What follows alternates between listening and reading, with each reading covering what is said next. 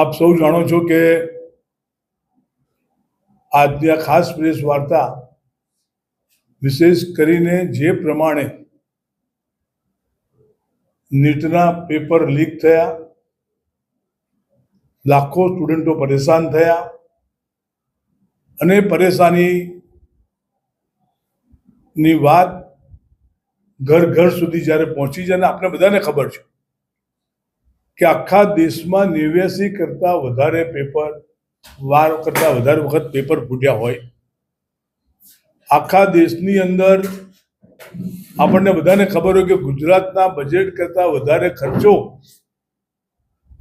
જ્યારે વાલીઓ અને વિદ્યાર્થીઓ પોતાની તૈયારી કરીને કરતા હોય અને આ આખો ઇનિશિયેટિવ્સ અમને બધાને કોંગ્રેસ તરીકે ગૌરવ છે કે વિરોધ પક્ષના નેતા અને અમારા નેતા શ્રી રાહુલ ગાંધીજીએ આ ઇનિશિયેટિવ લઈને આખા દેશની અંદર, એમાં વિશેષ કરીને કોટામાં આપણે સૌએ જોયું હશે કે જે છાત્ર ગુંજ કર્યો અને છાત્રોને સંબોધ્યા અને છાત્રોએ પણ જે રિસ્પોન્સિવ થયા છે.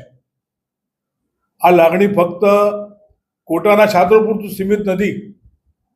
ઘેર ઘેર જે છોકરાઓ, જે વાલીઓ પોતાના દીકરા દીકરીઓને અલગ અલગ પરીક્ષાઓ અપાવવા માટેની તૈયારી કરી રહ્યા છે, આ બધાને લાગુ પડે છે. અને એટલા માટે આ છાત્ર ગુંજ અમે લોકોએ નક્કી કર્યું છે કે દરેક જિલ્લા પ્રમાણે કરવું. આજે આપની વચ્ચે પણ જિલ્લા તરીકે પ્રેસ માટે એટલા માટે જ આવ્યા છે. ગુજરાતની સ્થિતિ આપણને બધાને ખબર છે. અસંખ્ય વખત પેપર ફૂટી ગયા છે, અસંખ્ય વખત પેપર લીક થયા છે. દીકરા દીકરીઓ બિચારા રાત દિવસ મહેનત કરીને જરૂર પડે તો પોતાના ગામમાં કે ઘરમાં વ્યવસ્થા ના હોય તો ગાંધીનગર કે શહેરોમાં ભાડે મકાનો લઈને, ટ્યુશનો લઈને અસંખ્ય ખર્ચો કરીને જ્યારે એ લોકો મહેનત કરતા હોય છે અને છેલ્લે જ્યારે પરીક્ષા આપ્યા ત્યાર પછી ખબર પડે કે આ પરીક્ષા રદ કરવામાં આવી છે અને આ પરીક્ષા કેન્સલ કરવામાં આવી છે. આપને અનુભવ થયો છે કે અનેક પરિવારની દીકરા દીકરીઓએ આપઘાત પણ કર્યા છે. આ સ્થિતિની અંદર હું માનું છું કે હવે છોકરાઓ સહન નહીં કરે. અમે પાર્ટી તરીકે તો નક્કી કર્યું જ છે કે આ દીકરા દીકરીઓ માટે, આ છાત્રો માટે અમે આ વ્યવસ્થા ના સુધરે ત્યાં સુધી લડવાના છે. આ વ્યવસ્થા સુધારવાની જવાબદારી અમે તો ઉપાડી લીધી છે. રાહુલ ગાંધીએ જાતે કીધું છે કે આ વ્યવસ્થાને સુધારવી જ પડશે. છોકરા દીકરા દીકરીઓને કે પરિવારોને આટલા બધા પરેશાન કરીને, આટલા બધા ખર્ચાના ખાડામાં ઉતારીને અને તમે પેપર લીક થઈ જાય કોઈ ચિંતા ના કરે. અને એટલા માટે મને વિશ્વાસ છે કે જ્યારે રાહુલ ગાંધીએ જે શબ્દોની અંદર આ દેશની અંદર વાત મૂકી છે, કદાચ સરકાર આ વાત સ્વીકારે કે ના સ્વીકારે, પરંતુ છેલ્લે અલ્ટિમેટલી પરિણામ એ રાહુલ ગાંધીના કહ્યા પ્રમાણે જ આવ્યા છે. એમણે જ્યારે દેશમાં મોંઘવારીની વાત કરી હોય, જ્યારે દેશમાં કોઈ પણ ઇસ્યુઝ ઉપર જ્યારે બહાર આવ્યા હોય ત્યારે અમારો અનુભવ છે ને આપણે બધાનો પણ અનુભવ છે કે એ સાચા ઠર્યા છે. અને અસંખ્ય બનાવો, આમ સિરીઝ ઓફ ઇન્સિડન્ટ્સ તમને બતાવું તો એમ કહેવાય કે ભાઈ આ રાહુલ ગાંધીએ જ્યારે જે વાત મૂકી એ વાત સાચી છે. આજનો વિષય ફક્ત છાત્રો પૂરતું હતો, આ નીટની પરીક્ષાના પેપર લીક થયા પૂરતું હતો. આપણા ગુજરાતમાં અને દેશમાં અસંખ્ય વાર આ જે પેપરો લીક થાય છે, પેપરો ફૂટી જાય છે, એના સંદર્ભમાં આપણી સાથે વાત કરવાની હતી. અને એટલા માટે મેં આ વાત રાજકીય કરતાં અમારા માટે આ વાત લાગણીશીલ પણ છે. કારણ કે અનેક પરિવારના દીકરા દીકરીઓને આપઘાત કરતા જોયા છે.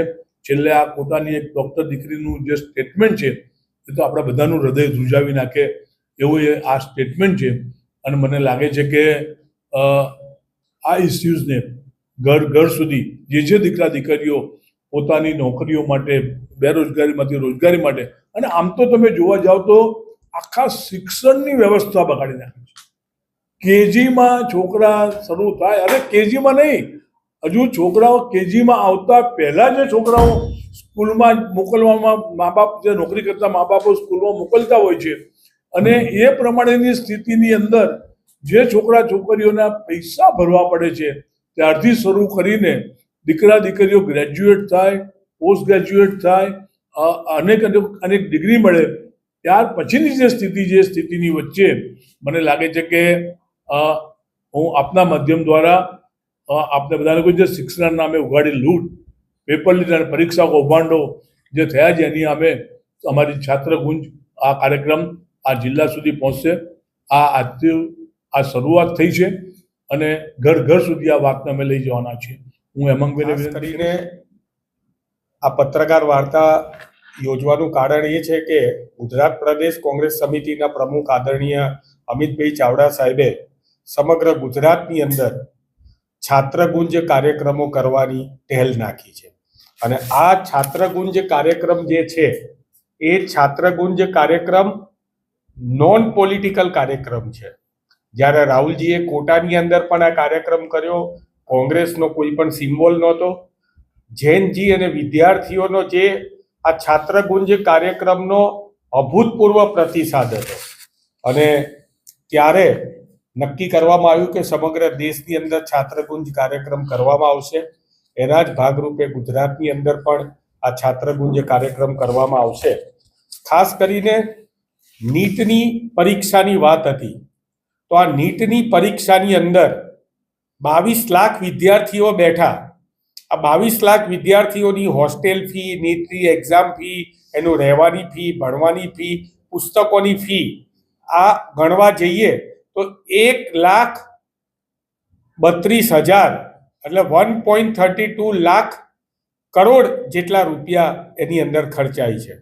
હવે જ્યારે 1,32,000 કરોડ રૂપિયા જો આની અંદર ખર્ચાતા હોય વાલીઓ દ્વારા, અને ભારતનું શિક્ષણનું બજેટ છે 1,40,000 કરોડ, લગભગ આટલા જ પૈસા જ્યારે વાલીને વિદ્યાર્થીઓ અને પોતાની મહેનત ખર્ચતા હોય અને પછી આ જ્યારે પેપર ફૂટે, આ દુઃખ થાય છે. આ દીકરી આકાંક્ષાએ જ્યારે આત્મહત્યા કરી અને એણે કીધું કે મમ્મી પપ્પા તમને મારા પર વિશ્વાસ હશો કે મારી દીકરી ભણશે અને ડૉક્ટર બનશે, પણ હવે મારેથી ફરીથી નીટ આપવાની હિંમત નથી.